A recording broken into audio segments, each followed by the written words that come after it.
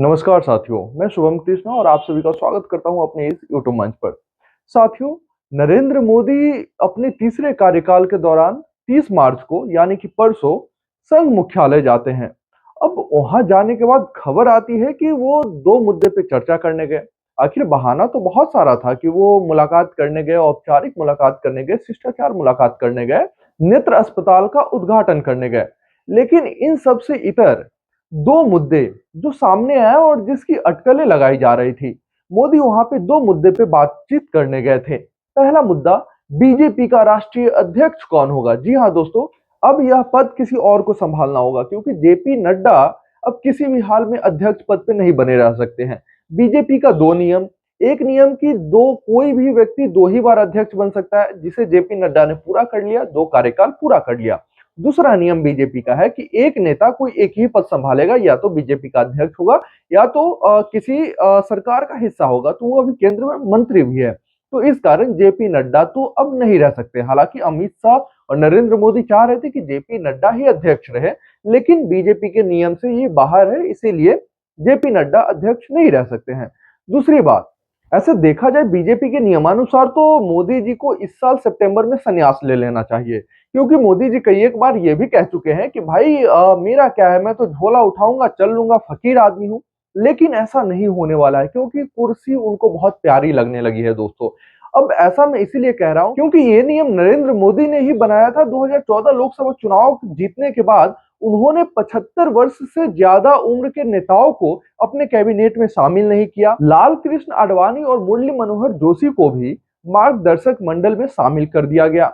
2016 में याद करिए, आनंदीबेन पटेल ने जब इस्तीफा दिया था तो उनकी उम्र 75 वर्ष हो रही थी। उसी वर्ष केंद्र में मंत्री नजमा हेपतुल्ला ने भी इस्तीफा दिया था मोदी कैबिनेट से, उस वक्त उनकी उम्र 76 वर्ष हो रही थी। 2019 लोकसभा चुनाव के दौरान टिकट बंटवारे के समय भी अमित शाह ने एक इंटरव्यू में कहा था कि आप देख लीजिए 75 वर्ष से ज्यादा के किसी भी नेताओं को टिकट नहीं दिया गया बीजेपी द्वारा। और उस चुनाव में सुमित्रा महाजन और हुकुमदेव नारायण जैसे अच्छे वक्ताओं का टिकट काट लिया गया था। 2024 में ही देख लीजिए, राजेंद्र अग्रवाल, संतोष गंगवार, सत्यदेव पचौरी, रीता बहुगुणा जोशी का टिकट 75 से ज्यादा उम्र होने की वजह से काट दिया गया। अब देखिए, मोदी 2025 के सितंबर में तभी संन्यास लेंगे जब उनके चहेते अमित शाह को पीएम की कुर्सी मिलेगी। अब संघ इस बात को लेकर कभी राजी नहीं होगी, क्योंकि संघ कभी नहीं चाहेगी कि अमित शाह का प्रमोशन हो, और वो भी ऐसे पद पे जहां पे बैठने के बाद मोदी फिसल सकते हैं। तो ये अमित शाह कौन सी बड़ी बात है। तो इसीलिए संघ नहीं चाहेगी कि अमित शाह प्राइम मिनिस्टर बने, और इसके अलावा किसी और को प्राइम मिनिस्टर बनते नरेंद्र मोदी देखना नहीं चाहते हैं। इसीलिए वो अपने तमाम नेताओं से, अपने करीबी नेताओं से, चाहे अमित शाह हो, जेपी नड्डा हो, देवेंद्र फडणवीस हो, सभी से ये कहलवा रहे हैं कि नरेंद्र मोदी अपना जो 24 का कार्यकाल है वो तो पूरा करेंगे ही, साथ में 29 में भी वो पीएम बनेंगे। वो इसीलिए कहलवा रहे हैं दोस्तों क्योंकि 29 में पीएम बनने का तो कोई चांसेस है ही नहीं उनका, लेकिन 24 एटलीस्ट इसी बहाने पूरा कर ले, नहीं तो उनके 24 में भी खतरा मंडरा रहा है। बीजेपी में गुटबाजी शुरू हो चुका है। कई एक नेता चाहते हैं कि भाई जब ये नियम बनाया गया तो मोदी के लिए क्यों नहीं है ये नियम, क्योंकि मोदी किसी नियम से परे थोड़े हैं। तो अमित शाह कहते हैं कि बीजेपी का ऐसा कोई संविधान नहीं है, बीजेपी का ऐसा कोई नियम नहीं है। जी हाँ दोस्तों, जब बात मोदी जी पे आती है तो सभी नियम ताक पर रख दिया जाता है। अब आप देखिए ना, सभी नेताओं को, अच्छे हुकुमदेव नारायण यादव जैसे अच्छे अच्छे वक्ताओं का टिकट काट दिया गया, और जब बात अपने पे आती है तो कहते हैं कि 75 से ज्यादा उम्र वाला ऐसा कोई नियम ही नहीं है हमारे यहाँ। जबकि इस नियम के अनुसार मैंने कई उदाहरण दिए, 14 का उदाहरण देखिए, 19 का उदाहरण देखिए, 24 का उदाहरण देखिए, लेकिन बात मोदी जी पे आ गई है। जब बात मोदी पे आती है तो सभी नियमों को ताक पर रख दिया जाता है। हालांकि यह भी कहा जाता है कि भाई जो भी प्राइम मिनिस्टर संघ कार्यालय जाते हैं उनका राजनीतिक करियर खत्म हो जाता है। अब 2000 की बात कर ले, अटल बिहारी वाजपेयी भी अपने तीसरे कार्यकाल में संघ मुख्यालय गए थे। अब उसी तरह नरेंद्र मोदी भी अपने तीसरे कार्यकाल में 2025 में संघ मुख्यालय जाते हैं। अब देखना दिलचस्प होगा कि आने वाले समय में मोदी के राजनीतिक करियर में क्या कुछ बदलाव आते हैं। बहुत सारे लोगों के मन में ये सवाल पैदा हो रहे हैं कि भाई जब मोदी मोहन भागवत से मिले तो क्या क्या चर्चाएं हुई, आखिर जो उत्तराधिकारी पे चर्चा होना था उस पे क्या कुछ हुआ, और बीजेपी के राष्ट्रीय अध्यक्ष पर क्या कुछ चर्चा हुआ। क्योंकि बीजेपी का राष्ट्रीय अध्यक्ष किसी और को बनना है। हालांकि ये खबर सुनकर योगी के जो समर्थक है उनको झटका लगेगा, क्योंकि प्राइम मिनिस्टर मोदी ने मोहन भागवत के सामने एक बड़ा शर्त रखा है कि भले आपके चहेते होंगे योगी, लेकिन इस नियम का क्या होगा जिस नियम के तहत हम लोग काम करते आए हैं कि जो भी प्राइम मिनिस्टर का उत्तराधिकारी होगा उसका बैकग्राउंड संघ से होना जरूरी है, या फिर राष्ट्रीय अध्यक्ष जो भी बनेगा वो भी संघ से निकला हुआ होना चाहिए। और योगी इस मामले में पीछे हो गए, क्योंकि योगी का बैकग्राउंड संघ का नहीं है। इस मामले में मोदी ने बाजी मार ली, योगी पिछड़ गए। अब जो है मोदी और योगी की लड़ाई जो थी इसमें मोदी जीतते हुए दिखाई दे रहे हैं। तो अब आप सोच रहे होंगे कि भाई राष्ट्रीय अध्यक्ष के मामले में ऐसा क्यों है, तो याद करिए सुषमा स्वराज को कई बार राष्ट्रीय अध्यक्ष बनाने के लिए मीटिंग पे मीटिंग की गई, लेकिन वो एक ही मामले में पिछड़ गई।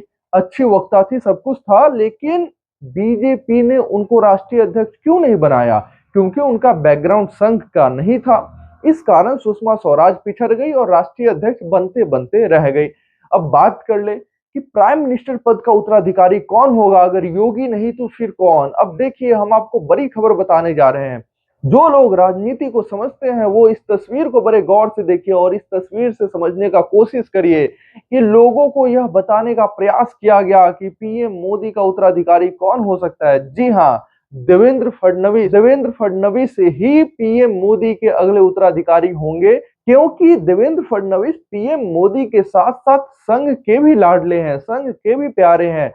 संघ और मोदी दोनों का जो पसंद होगा वही पीएम मोदी का उत्तराधिकारी होगा, ये तो तय है। संघ और मोदी दोनों में से किसी एक से भी अगर आपका रिश्ता खराब है तो आप पीएम मोदी के उत्तराधिकारी नहीं हो सकते या राष्ट्रीय अध्यक्ष नहीं हो सकते, क्योंकि न संघ अपने मर्जी से कुछ कर सकता है न मोदी अपने मर्जी से कुछ कर सकते हैं, क्योंकि दोनों के तालमेल और सामंजस्य बिठाकर ही कुछ होने वाला है। तो समझिए कि देवेंद्र फडणवीस ने बाजी मार लिया है। उनकी ऐसी छवि है जिसे संघ भी पसंद करता है, नरेंद्र मोदी शाह भी पसंद करते हैं।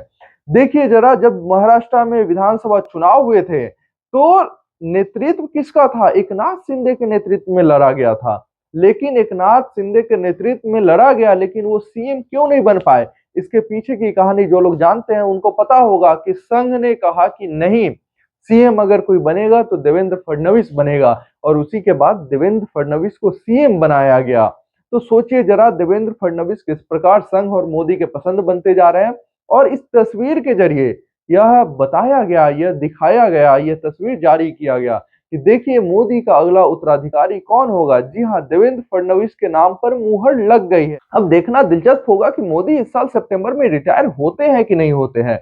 हालांकि इसका चांसेस कम ही बन रहा है। देवेंद्र फडणवीस से जब इसके बारे में पूछा गया तो वो कहते हैं कि जब तक राजा जीवित हो तो उसके उत्तराधिकारी के बारे में चर्चा करना हमारे यहाँ अच्छा नहीं माना जाता है, यह मुगलों के यहाँ होता है, लेकिन हम लोग, हमारी संस्कृति में ऐसा नहीं है। अभी हमारे पिता तुल्य है नरेंद्र मोदी, वो जीवित है, तो उनके उत्तराधिकारी पे चर्चा नहीं करना है। हालांकि उन्हें यह संदेश दिया गया है, उन्हें यह बताया गया है कि कहीं भी आपके किसी भी बातों से यह नहीं लगना चाहिए कि यह बात खुलकर सामने आ जाए कि मोदी के अगले उत्तराधिकारी आप हैं। इसीलिए वो इस तरीके की बात कर रहे हैं, और जिसे एक बार आशीर्वाद मिल जाता है वो इसी तरीके का बात करता है कि मैं तो जी सामान्य कार्य करता हूँ, जो पार्टी आदेश करेगी। इसका मतलब साफ है कि देवेंद्र फडणवीस को संघ और मोदी का आशीर्वाद मिल चुका है।